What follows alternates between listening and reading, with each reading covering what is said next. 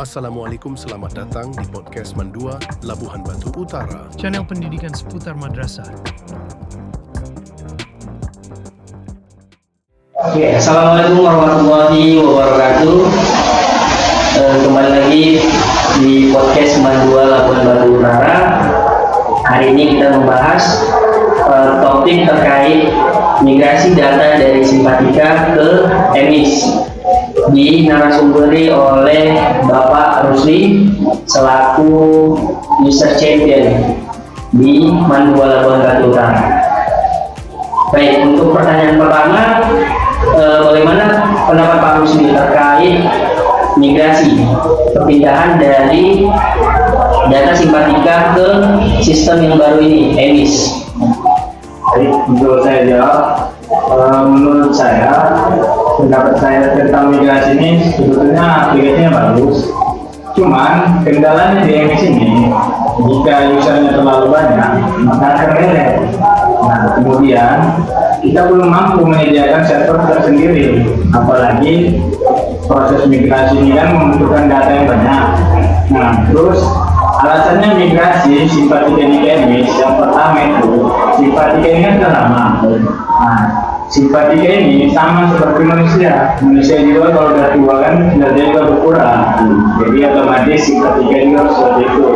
Jadi karena Simpatika ini udah kinerjanya menurun, sementara kita punya sistem yang bagus seperti EMIS, apa salahnya kita jadikan satu pintu kan?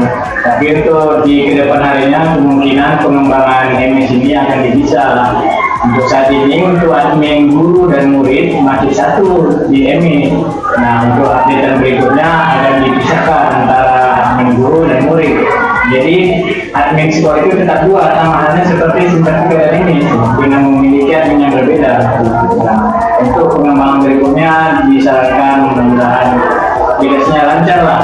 Berapa kira-kira pendapatnya? Iya, betul ya.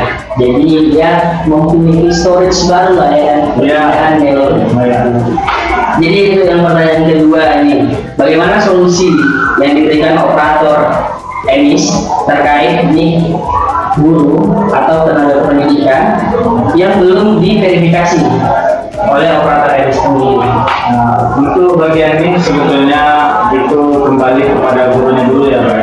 Nah, kemungkinan yang pertama kali untuk kita lakukan agar ini bisa diverifikasi, itu yang pertama, guru harus melengkapi profil dirinya dulu di aplikasi EMIS-nya.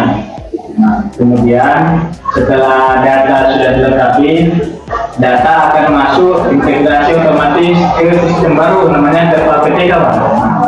Kemudian di sana lah kita bisa untuk memperbaiki NIK ini. Nah, di sana nanti kita akan memverifikasi sesuai NIK, nama, tanggal lahir, dan nama ibu. Nah, jika datanya sudah valid dengan data capil atau data kakak, maka NIK akan diverifikasi dan akan masuk kembali ke EMIS. Nah, seperti itu Pak untuk solusi NIK yang belum valid ini. Berarti ini bisa dilakukan sendiri oleh guru atau tenaga pendidikan atau harus kita lakukan lagi ke operator yang memegang EMIS ini? Nah, kalau itu kita harus kerjasama Pak. Nah, yang pertama guru harus memperbaiki data dirinya dulu atau melengkapi data diri. Kalau data diri sudah lengkap, terus data akan masuk ke Simpatika. Setelah data masuk ke Simpatika, barulah operator EMIS meminta data kepada guru yang bersangkutan seperti kartu keluarga, agar operator EMIS atau operator dakodingnya bisa memverifikasi ini di Simpatika itu sendiri. Jadi harus kerjasama Pak. Berarti guru atau tenaga pendidikan harus melaporkan bahwa data-datanya menyerahkan kepada Pak Rusli. Ya. Kemudian, apakah syarat yang harus dilakukan untuk mengklaim invasi atau sertifikasi dengan sistem Simpatika dan sistem Simpatika dengan sistem EMIS yang sekarang? Nah, kalau terkait sertifikasi dan invasi, nah untuk persyaratan masih sama, tetapi di EMIS ini kan ini lagi proses migrasi nih. Nah, jadi kemungkinan data yang migrasi dari Simpatika ini itu nggak 100% tidak. Nah, jadi untuk persyaratan yang dibutuhkan untuk passing dan untuk sertifikasi, yang pertama itu data diri harus lengkap dulu. Nah, kemudian data keluarga seperti nama suami atau nama istri bagi yang sudah menikah, terus data anak kalau memiliki anak. Nah, kemudian di bagian pendidikan formal, di pendidikan formal ini kita harus mengupload ijazah dari SD sampai minimal S1. Nah, untuk persyaratan passing dan sertifikasi, ijazah S1 harus diverifikasi dari kabupaten dulu atau yang memegang emis kabupaten di daerah masing-masing. Nah, terus kemudian setelah udah selesai itu, kemudian jam pelajaran harus disesuaikan, Pak. Jadi kalau data yang seharusnya untuk bagian sertifikasi dan passing, jam pelajaran itu harus 24 JP. Nah, 24 jam pelajaran. Ya, bisa jadi dibagi, Pak. Contohnya, ibu ini dia hanya memiliki jam 12 JP untuk mengajar. Tetapi ibu ini memiliki tugas tambahan sebagai kepala madrasah, wakil kepala madrasah. Untuk JP wakil kepala madrasah itu kan 12 JP, ditambah ibu ini udah mengajar 12 JP, jadi kan total JP-nya pas 24 JP. Jadi ibu itu berhak untuk klaim sertifikasi. Nah, yang terakhir NRG harus tampil di emis. Nanti itu bisa dicek juga di emis. Dan satu lagi, nama pengawas madrasah harus hadir juga di emis. Itu dicek nanti di bagian profil. Berarti artinya kita bagi yang migrasi ini harus melengkapi semua dari awal ulang. Ya, baik itu ijazah, transkrip nilai, ijazah dari SD ke S1, kemudian data diri yang harus dilengkapi. Itu kita ulang lagi di emis ini. iya betul. Oke, pertanyaan terakhir Pak Rusli, terkait akun lembaga apa saja yang dipermasalahkan atau yang dialami oleh operator emis pada saat melakukan monitoring emis itu sendiri. Yang pertama yang saya alami, terutama di sekitar Genap ini, yaitu terkait tentang pengisian jadwal mengajar guru. Contoh, saya kasih contoh di Mandua Utara ini kan udah Genap plus keterampilan dari saya doang. Nah, otomatis kan sekolahnya memiliki 6 jurusan.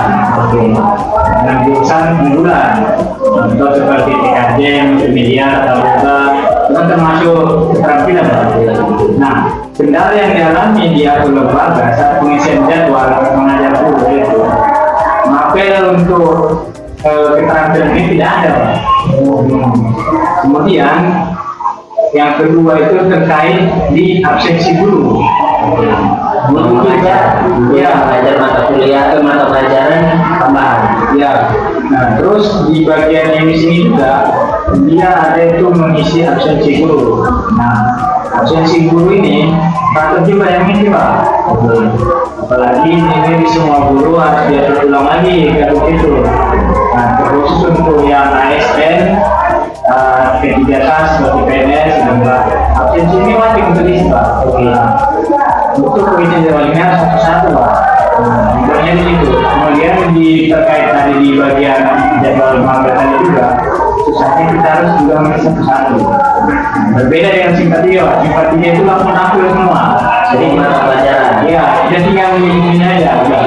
Kalau di sini kita harus ikut nama satu. Kita ikut dulu nama gurunya siapa, materialnya apa, harinya apa, ya kan? Di jam berapa, satu-satu.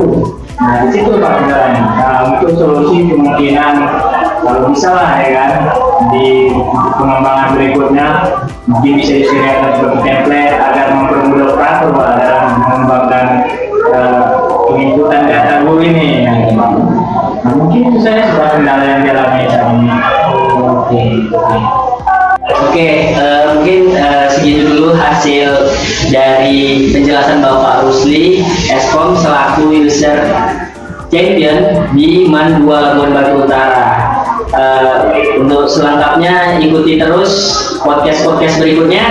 Wassalamualaikum warahmatullahi wabarakatuh.